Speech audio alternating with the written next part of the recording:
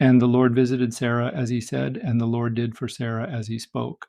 And she conceived, and Sarah bore to Abraham a son for his old age, for the appointed time which God had spoken with him. Genesis 21:1 and 2.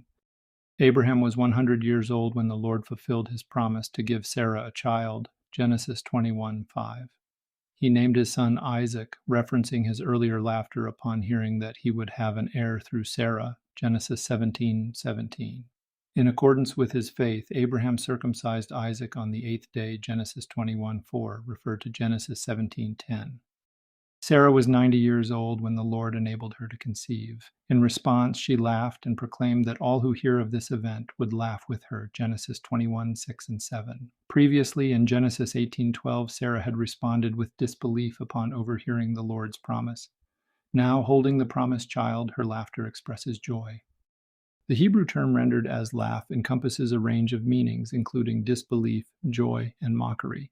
It can also imply erotic or intimate play. Consequently, the context determines whether laughter signifies disbelief, joy, mockery, or, as in Exodus 32:6, inappropriate erotic behavior during idol worship. Abraham and Sarah's laughter reflected disbelief, while Ishmael's laughter toward Isaac was an act of mockery. After Isaac was weaned, Abraham held a great feast, Genesis 21:8. During the celebration, Sarah observed Ishmael mocking Isaac, Genesis 21:9, which deeply upset her. She demanded that Abraham expel the bondwoman and her son, asserting that Ishmael would not share in Isaac's inheritance, Genesis 21:10.